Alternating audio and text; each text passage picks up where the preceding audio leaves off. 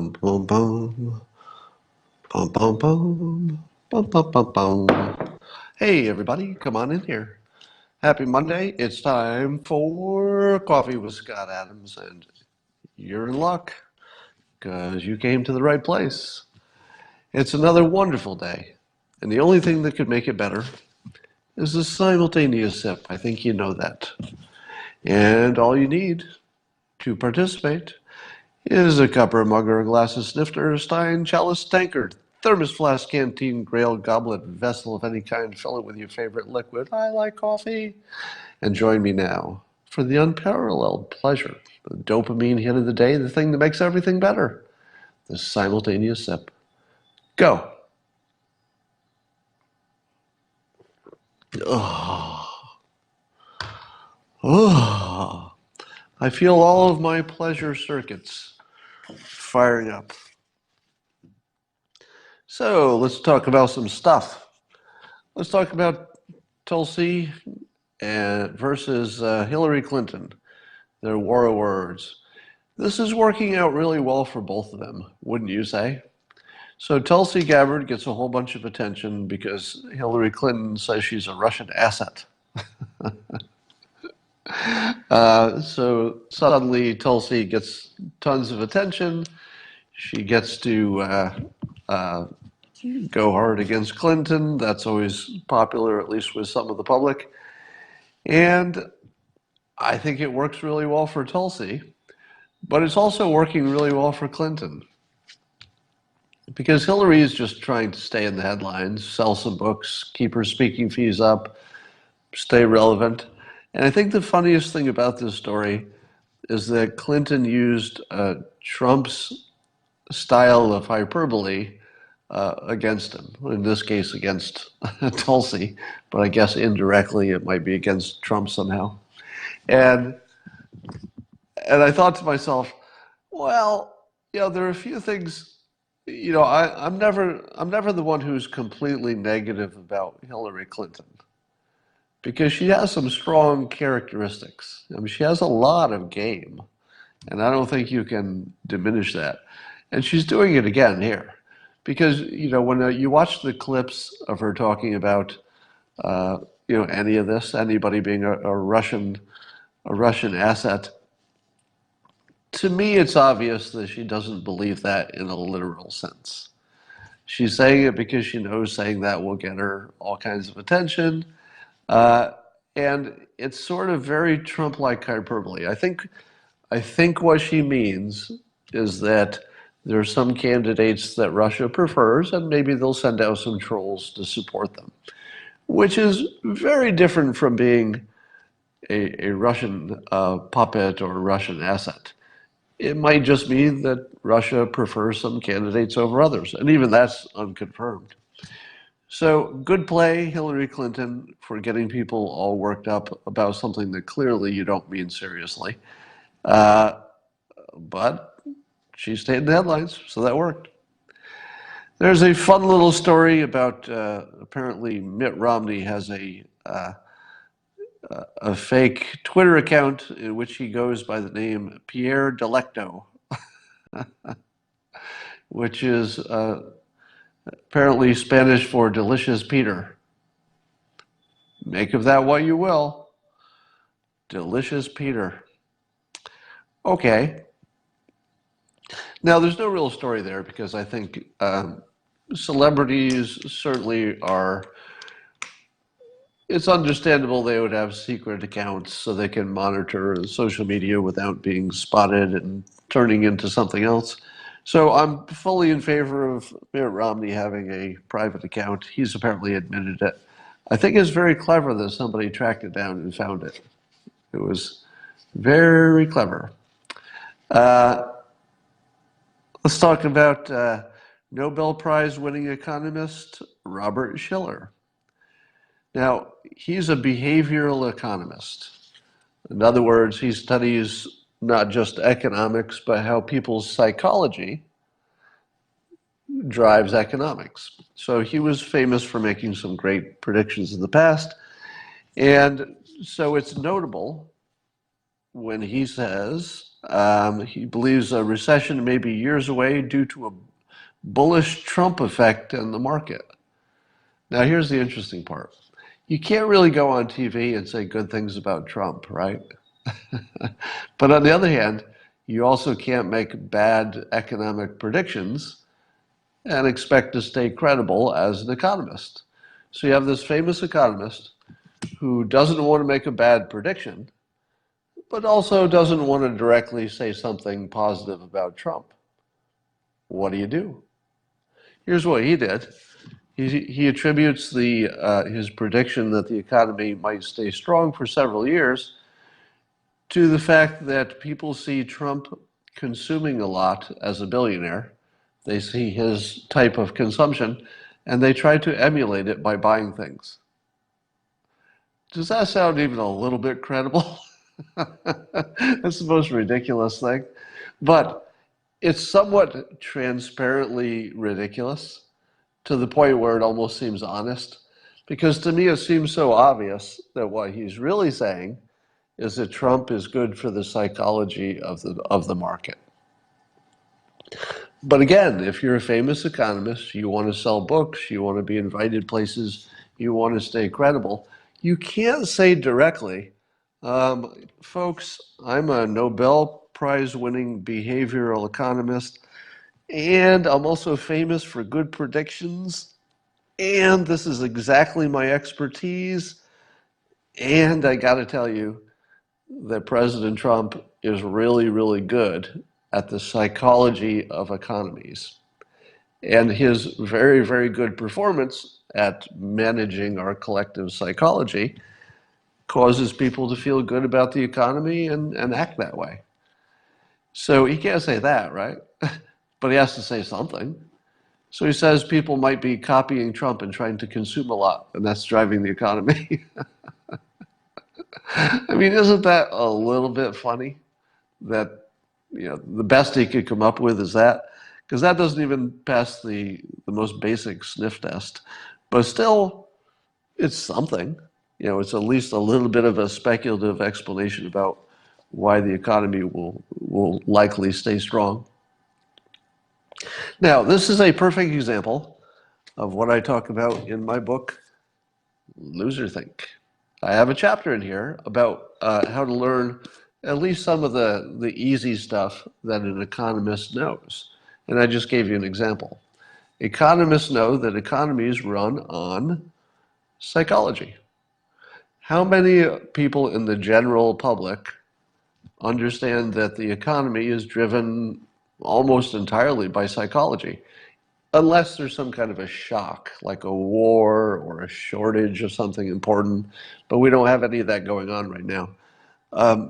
So under those conditions, when there are no shortages and we have perfect communication worldwide, it's really a psychology engine. How many people knew that? Well, if you read Loserthink, you would know that. And you'd know a few other similarly basic, easy ideas about economics that somebody like Robert Schiller already knows. So why is it that Robert Schiller can see clearly that the economy is likely to stay strong when other people can't see that? It's because he has an extra vision. He has access to another industry, another domain of knowledge, economics, and behavioral economics, meaning the psychological element of it specifically. Now, I have the same training. I'm sort of the bad version of the Nobel Prize winning economist, meaning that I majored in economics. I've worked in a lot of businesses, et cetera. So I have a lot of experience, but I have the same training. So when I looked at President Trump as a candidate, I said to myself, very much like any behavioral economist would, what would President Trump's approach to things do to our collective psychology and our belief about the economy? And to me, it was obvious. It was obvious that he had the salesmanship, the cheerleader effect, and that Trump understood, that these are active ingredients. They're not just some fluff. It's not just the frosting on the cake. It's the cake, right? The psychology of the economy isn't the frosting, it's not the candles, it's the cake. Trump understood that. He said it plainly and clearly a number of times. He demonstrated it in everything he does when he's cheerleading the economy. Schiller could see this a mile away, and so could I, because I have access to the same training. So Loserthink can train you to be able to see around corners without having to be an economist. You'll just get some of the tricks in different fields, not just economics, but that's just one example. All right. And I hope you buy that book and pre-order it now, because that would be good for me if you pre-ordered it. There is a story. Did you see the Beto interview on MSNBC, in which he goes full Hitler? Hilariously. Now, Beto is talking about Trump, and he's talking about the idea of the big lie, and he's comparing this to Joseph Goebbels, which I believe was referred to in the interview as Joseph Gurgles. So that was funny. But Beto goes on to explain that a small lie might not be believed, but if you tell a big lie, and you tell it often enough, you can convince people of basically anything. And he demonstrated that by then telling some of the biggest lies in the public domain. So he tried to press specifically the fine people hoax. Now, if you think that the president called the racists at Charlottesville fine people, well, then you've been hoaxed. You can, I would recommend that you Google hashtag fine people hoax, and then follow some links to my blog, and you'll see why it's a hoax. Even though, if you're listening to this and you're saying to yourself, my God, Scott, what are you saying? There's no way that's a hoax. I heard it with my own ears. I saw it with my own eyes. I saw the president say that. No, you didn't. You didn't. If you're watching this and it's the first time you've heard this, you're really going crazy right now. You're saying, Scott, you apologist, you crazy Trump supporter. I heard it with my own ears. I saw the president say it. No, you didn't. Go look at the transcript. Go look at the full video. What you saw and what you heard is an edited version, which does make it look like he's saying that. But if you see the full version, it's crystal clear that he's specifically excluding the Nazis from the fine people. He says that in direct language. So you don't have to wonder about it. Anyway, so Beto is pushing the fine people hoax at the same time that he's saying that you shouldn't believe the big lie. And then he gives the big lie. And people believe it because they're watching MSNBC and they don't know any better. Because they're in a bubble. Can the people in MSNBC get out of their bubble? Yes, they can, if they read this book. It's not likely they will, so you might have to read it and help them out of their bubble. I tried to watch a movie, or a little bit of it last night, called X-Men. Now, it's the latest one. You know, X-Men has had a number of movies, but it's the latest one in which, of course, the heroes in the latest X-Men are all women. So the women are the strongest superheroes. Now, if you're watching any sci-fi or superhero stuff lately, you know that that's the trend for the last several years. The strongest character, the most badass, best fighter, strongest mentally, is always a woman. And that's sort of a reaction to the fact that there have been X decades of male heroes in these genres. And so I'm fully on board with adding diversity, making sure that women are well represented, making sure that your movies look a little bit more like the world, right? So I'm okay with that. Those are good things. But I think they overshot the mark a little bit. I find that I can't even watch this content anymore. It's so over the top in trying to be politically correct that it's just sort of insulting to men at this point.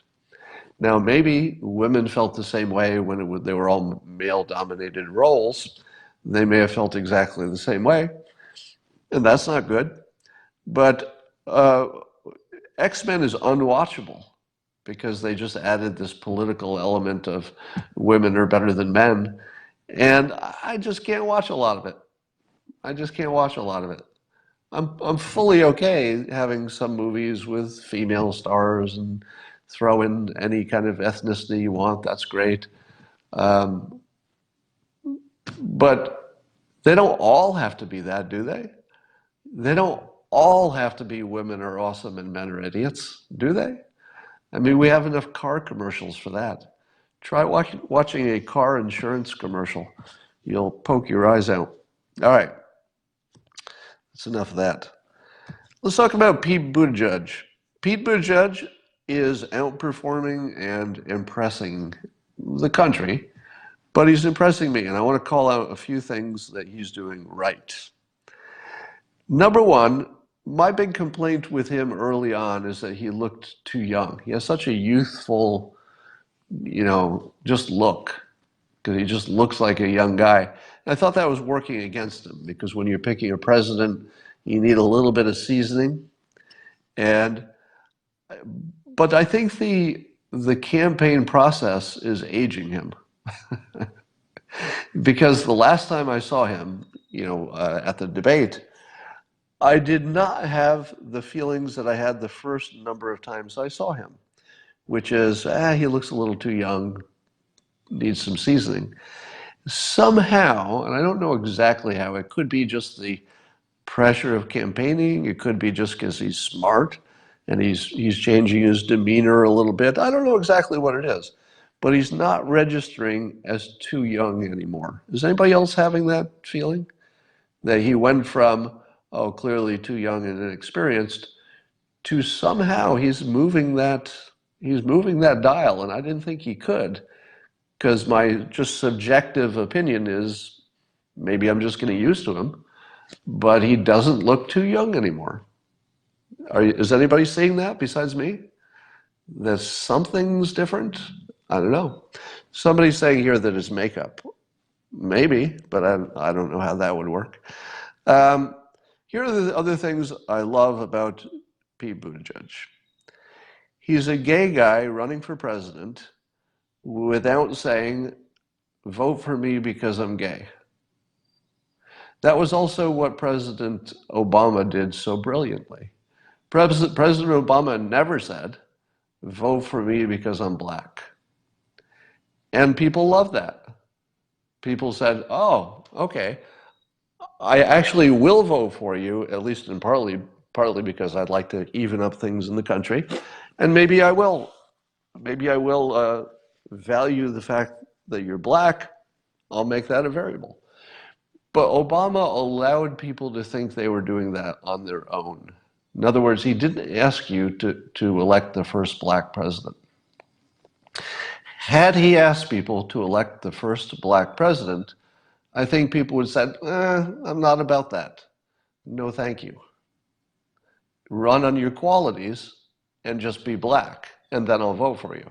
So Obama did the smartest thing you can do. He ran on his qualifications, on his proposals, on his optimism, hope and change, and he let other people decide that they also liked him because he was black, and I'm including myself in this category. I also liked him because he was black, because I thought that was something the country needed to get past, and what a great opportunity to do it, because he seemed qualified.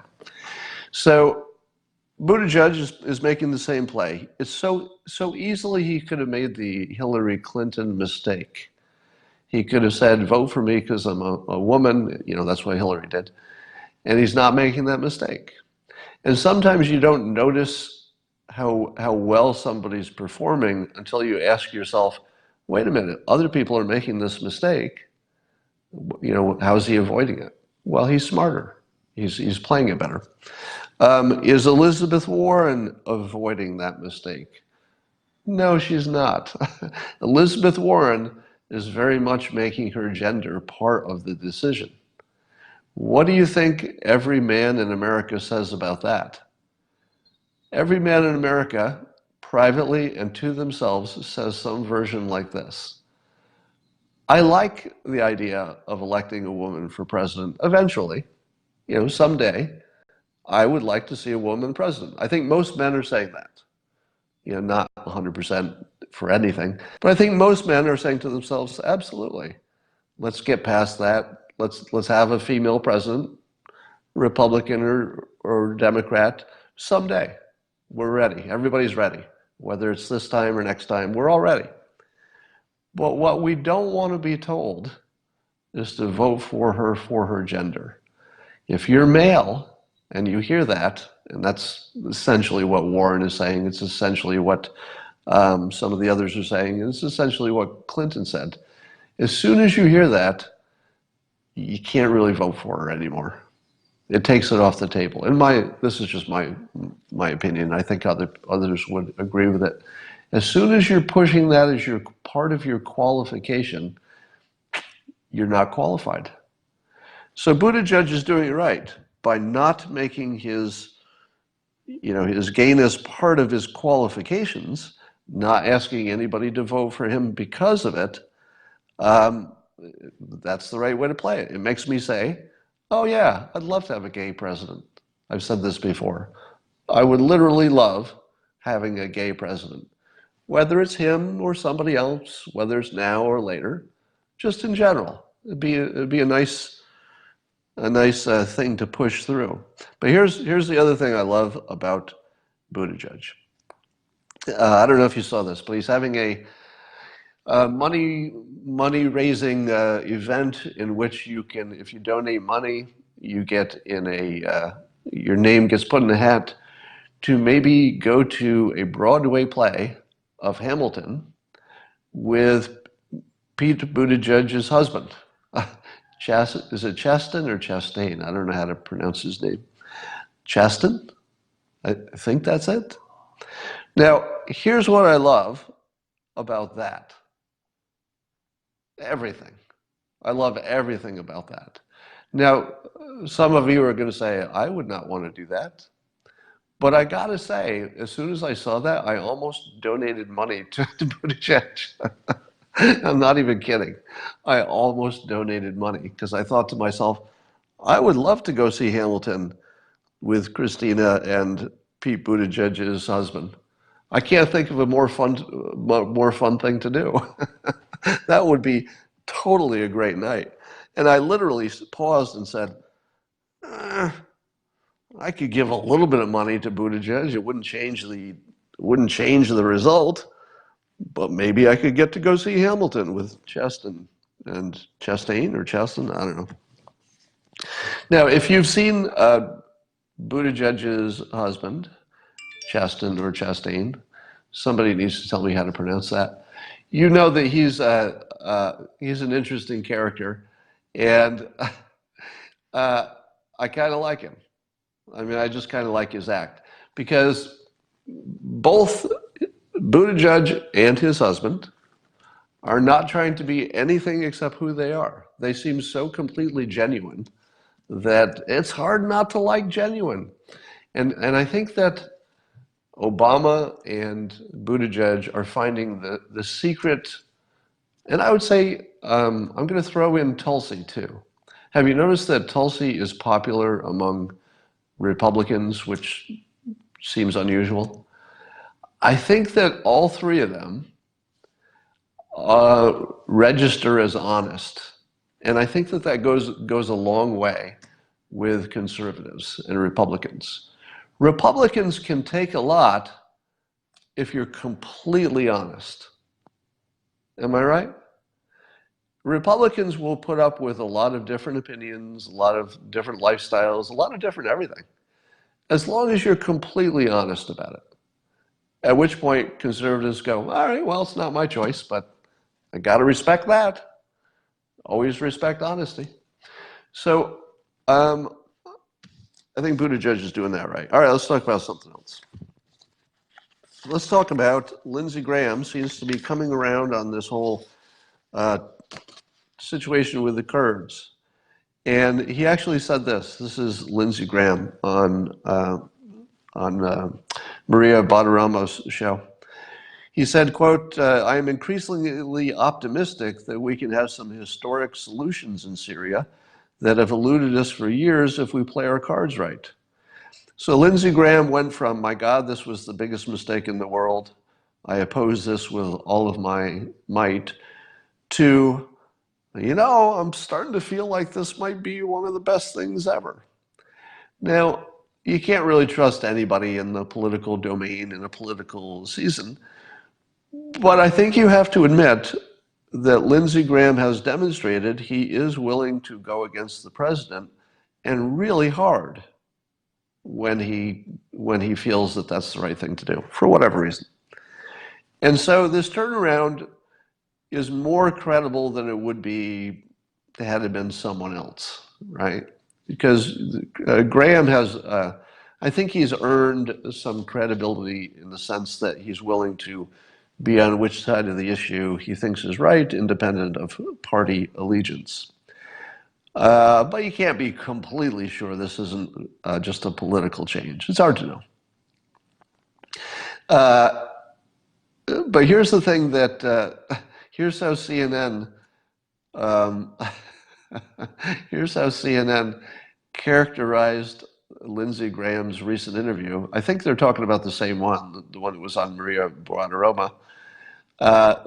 Here's what they said. CNN says, and I quote in the headline, Lindsey Graham does not rule out the possibility of Trump impeachment if new evidence emerges. Is that the funniest headline you've ever seen? Lindsey Graham does not rule out the possibility of Trump impeachment if new evidence emerges. Do you know who else has that opinion? Everyone? Is there anybody in the world who thinks that you could rule out impeachment if you had new information you didn't know about that suggests we should impeach? There's nobody who has a different opinion than that. Turning this into a headline is so cleverly, diabolically biased that I had to laugh. Here's some other things I don't rule out. I do not rule out the possibility that that Elizabeth Warren keeps the bodies of dead salesmen in her basement. I'm not saying she does, but I'm not ruling it out. I'm not going to rule out that if Bernie Sanders shoots somebody on Fifth Avenue, that I think he should go to jail for that. I can't rule it out. So CNN does this a lot. They do the what if and the hypotheticals. Hypothetically, is it possible that Joe Biden is I don't know, a murderer or a rapist or whatever? Well, hypothetically, if I found new evidence that Joe Biden had committed serious crimes, I would change my opinion of him, hypothetically. Let's see. So what else we have here? Hillary Clinton tried to be funny by tweeting around a letter, apparently that was created by the Jimmy Kimmel Show. There was a humorous parody showing allegedly a letter between JFK and Gorbachev talking about the Cuban Missile Crisis, but using sort of Trump-like language to show how funny it would be. And then Hillary tweeted that around, and it was actually a very funny letter, I have to say. Funny is funny, and that was, in my opinion, quite funny. But she got in trouble for not specifying the source. Oh, I'm sorry, it was Khrushchev, not Gorbachev. I get my Russian leaders confused. Yes, so it was allegedly a parody letter from Kennedy to Khrushchev. So Clinton can't do anything right, can she?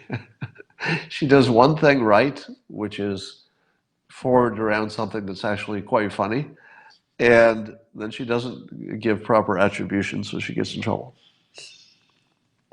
Ben Shapiro is saying that the Democratic field is so weak that now is the time for Hillary Clinton to jump in and take advantage of the weak and fractured field. I don't take any of the somebody's going to jump in the race stuff seriously. I don't think Hillary's going to do it. I don't think she's even thinking about it a little bit. I don't think Michelle Obama is going to do it, and I don't think Mike Bloomberg is going to do it. I don't think any of them are going to do it.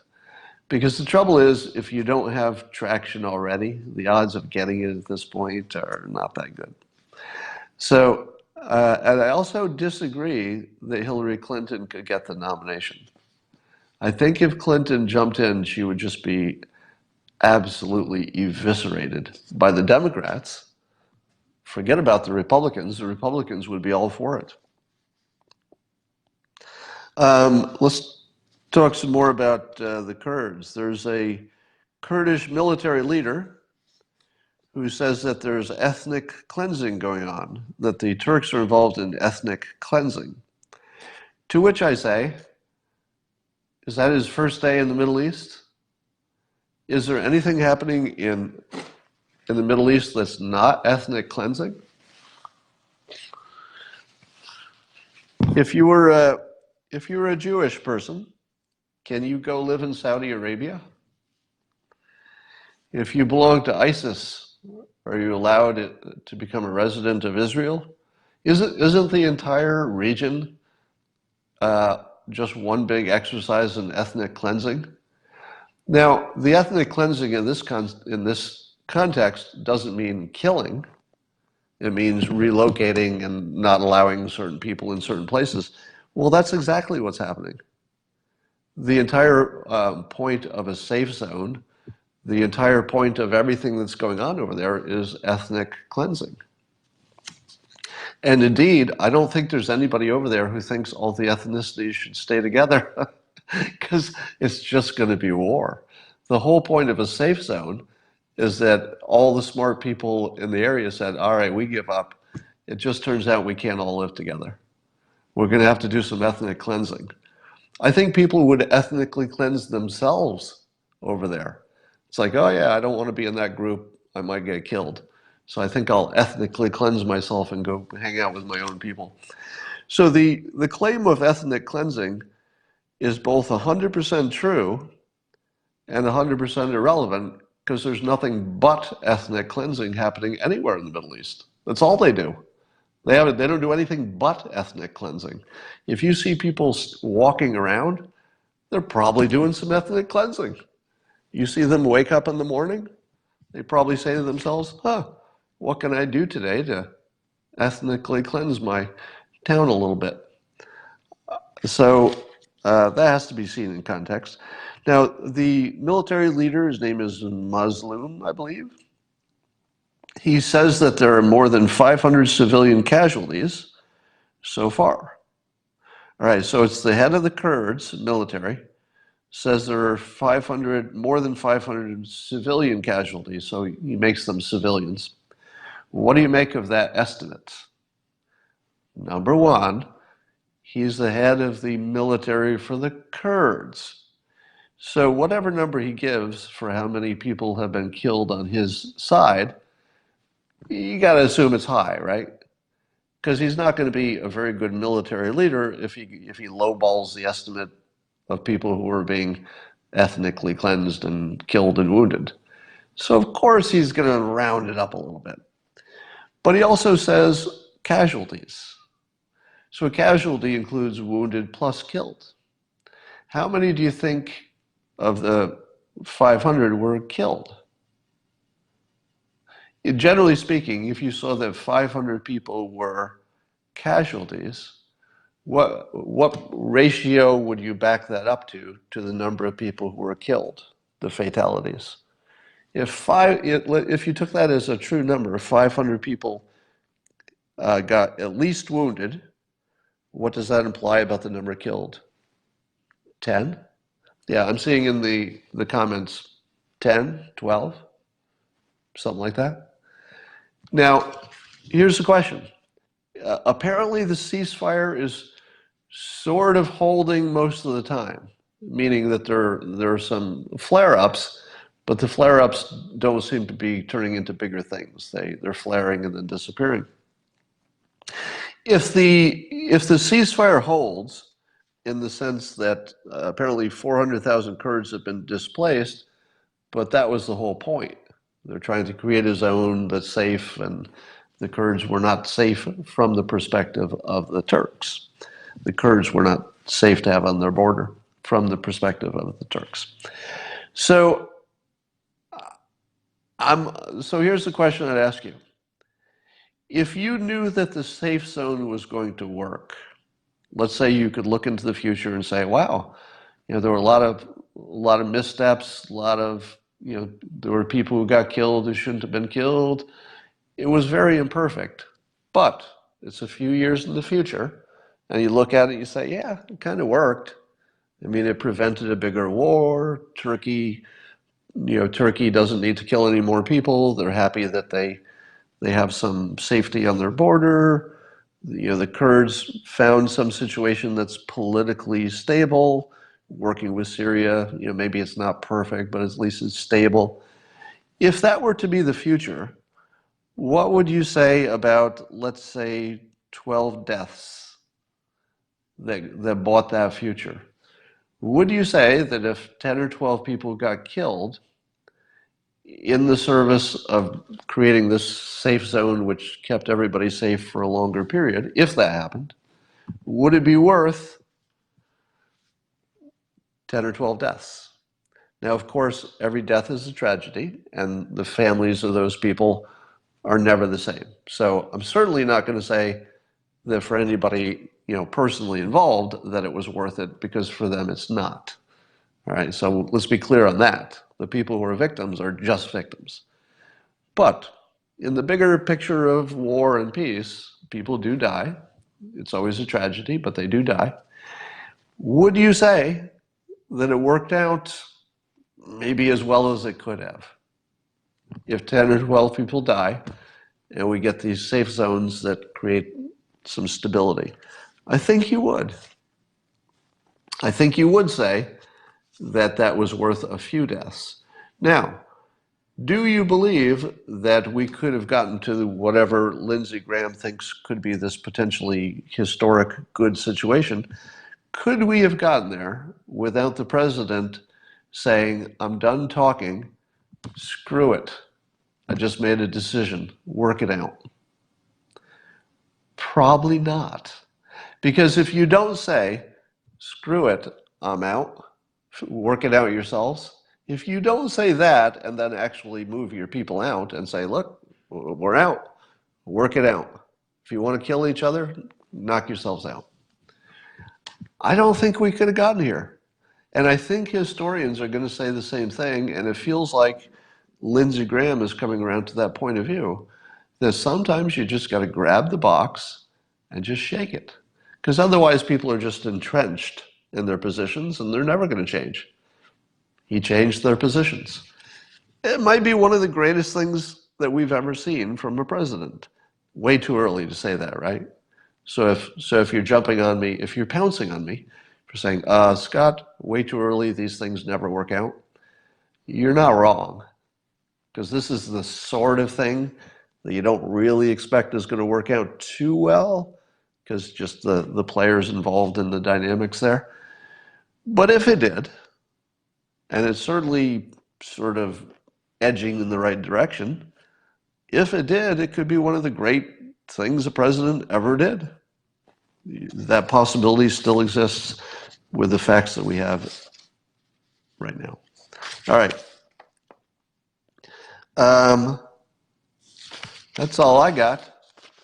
Not much going on today. I feel as if the president didn't create enough news this week. I'm just looking at your comments here for a minute. Canadian elections today. Oh yeah. All right. So there's something that I've been wanting to say about the Justin Trudeau situation that I kept telling myself, don't say it, Scott. Don't say it, because you're going to be misinterpreted Somebody's going to take this out of context. I'm going to say it anyway. So we've all watched the Justin Trudeau blackface thing. We all saw that he apparently dressed in that costume several times at different times. The funniest comment came from Conan O'Brien, who noted that the election was happening before Halloween, and he said that was a good move by Trudeau because, hey, why tempt yourself and have the election after Halloween? It was one of the greatest jokes ever. But here's what I would like to add to the discussion. Somewhere in the world, there's an African American man who needs to go to a Halloween costume event as Justin Trudeau. Can I please have that? I don't ask for a lot. I just want one African American man to wear a, what is it, a genie costume from, what was the movie? And nothing else. Just put on the Aladdin costume that we saw the famous pictures of Trudeau. Just don't do anything. You're an African American man. Just put on the Aladdin costume and go as Justin Trudeau. Please, please. Just one person has to do it and produce a picture and put the picture on social media so we can all just laugh this thing away. All right. Can we all agree? If there's one thing that we can all agree on, be you white, be you black, be you brown, a person of color of any type, be you LGBTQ, be you not, be you American, be you any other ethnicity. There is one thing we can all agree on, that if an African American goes to a Halloween costume, goes to an Halloween event in an Aladdin costume, but goes as Justin Trudeau, it has to happen. Please, dear God, just somebody do it and send us the photo. Now, if there's an African American man who wants to take it to the next level of putting on a suit like Justin Trudeau and maybe somehow the haircut, guess you need a wig or something, and uses whiteface to go as Justin Trudeau, also funny. That would also be funny. I'd give you a lot of credit for that. But that one might be perceived wrong. That just because the act of putting something on your face to change your ethnicity, just rub people wrong. So that one would be funny, and I promise if I saw somebody do that, I would laugh and take it good-naturedly. But it's a little bit better just to actually be black, put on an Aladdin costume, and go as Justin Trudeau. Please, somebody do it. Somebody do it. That's all I ask. I asked for one thing this year. Just one thing. All right. Yeah, somebody's agreeing. Don't do it with the white face. That just, that doesn't feel right. That feels like that ruins the joke. Takes it a little too far, right? You need a little bit of subtlety to pull this off. All right, that's all for now, and I will talk to you all later.